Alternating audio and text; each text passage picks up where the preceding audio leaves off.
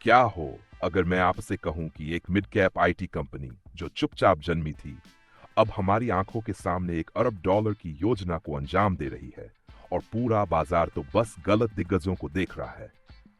जब भारत की आईटी दिग्गज कंपनियां डिजिटल धुंध में भटक रही हैं, एक शांत खिलाड़ी हैप्पीएस्ट माइंड्स टेक्नोलॉजीज चुपचाप ऊंचाइयां छू रहा है, रूपांतरित हो रहा है और वो ताकतें अपना रहा है जिन्हें दूसरों ने नजरअंदाज कर दिया।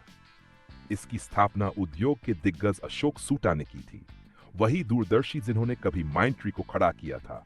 हैप्पीएस्ट माइंड्स कभी भी सिर्फ एक और आईटी कंपनी बनने के लिए नहीं बनी थी, और अब बंद दरवाजों के पीछे ये एक बहुत बड़ी रणनीति पर काम कर रही है। कोड नामों के तहत एपिक्स, जीबीएस और हाइपो। अपनी हाल की आय कॉल में कंपनी ने एक बम गिराया, 3 वर्षों की रणनीतिक योजना जिसमें 10 बड़े बदलाव शामिल हैं। सबसे साहसी, एक छाया एपेक्स टीम जिसे कंपनी का भविष्य गढ़ने की शक्ति दी गई है। इसमें 5 औद्योगिक समूहों में पुनर्गठन और एक स्वतंत्र जनरेटिव एआई व्यवसाय इकाई की शुरुआत शामिल है, जिसकी अगुवाई श्रीधर मंथ ने की है। ये सिर्फ आईटी सेवाओं पर दांव नहीं लगा रहे, ये प्लेटफॉर्म बना रहे हैं। प्रोडक्ट्स, मालिकाना सास, बायो इन्फॉर्मेटिक्स में, बैंकिंग में। बाहरी दुनिया के लिए ये अभी भी एक नींद में डूबी मिड कैप कंपनी लगती है, लेकिन अंदर से ये 5 युद्ध क्षेत्रों में जंग लड़ रहे हैं। बीएफएसआई, हेल्थ केयर, एजुटेक, मैन्युफैक्चरिंग और एआई। बीएफएसआई और हेल्थ केयर अब कुल राजस्व का 42% योगदान दे रहे हैं। एक साल पहले यह था 27.5%।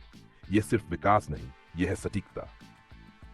इनका गुप्त बीएफएसआई हथियार आर्था सिर्फ एक सॉफ्टवेयर नहीं है, यह एक ट्रोजन हॉर्स है, क्रॉस सेल, अपसेल और क्लाइंट रिटेंशन की नई चाबियां खोलने वाला।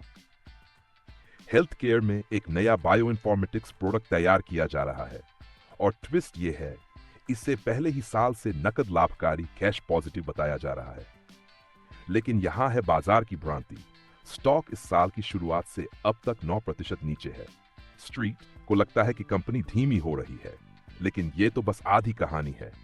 हां, मार्जिन में गिरावट आई, लेकिन गहराई से देखें तो ये एक बार के ग्राहक डिफॉल्ट के कारण था। उसे अलग करे और इंजन अब भी मजबूत चल रहा है। ईबीआईटीडीए मार्जिन स्थिर, समायोजित लाभ लचीला, निवेश जनरेटिव एआई और वर्टिकल विस्तार पर केंद्रित। जनरेटिव एआई यहां कोई जुमला नहीं, ये एक पूर्ण व्यवसाय इकाई है। 120 इंजीनियर्स, 35 सक्रिय प्रोजेक्ट्स, जिनमें से आधे से अधिक पहले ही प्रोडक्शन में हैं। इनके एआई सिस्टम सिर्फ चैटबॉट्स नहीं हैं, इन्हें तैनात किया गया है एयरक्राफ्ट टर्मिनलों, पावर ग्रिड्स और इंश्योरेंस ऑपरेशनों में।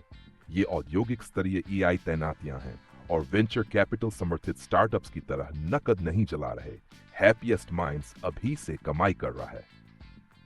और फिर आया संकेत। 17 जून को आनंद राठी, एक प्रसिद्ध ब्रोकरेज, ने कवरेज शुरू की खरी बाय की सिफारिश के साथ। उनकी रिपोर्ट में मूल्य लक्ष्य दिया गया 790 रुपये, जो पिछले बंद भाव से 30% संभावित उछाल दिखाता है। क्यों? यह सिर्फ कमाई की बात नहीं थी, यह थी संरचना, रणनीति, राजस्व इंजन का एक शांत पुनर्संरेखन।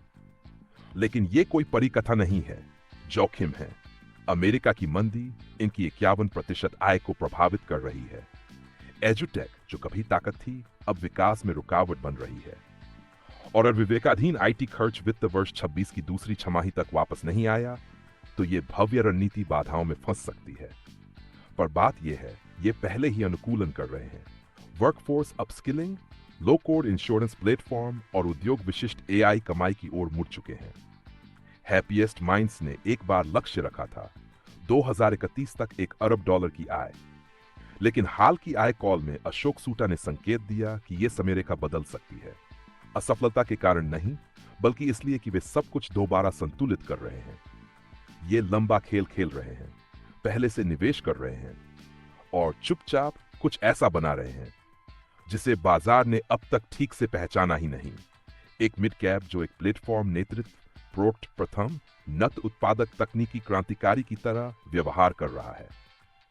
तो आखिर हैप्पीएस्ट माइंड्स असल में बना क्या रहा है? सिर्फ वक्त ही बताएगा। निवेशक और विश्लेषक गहराई से नजर रखे हुए हैं। हमें कमेंट्स में बताइए, आपको क्या लगता है असल में चल क्या रहा है। क्योंकि ये तो बस शुरुआत हो सकती है।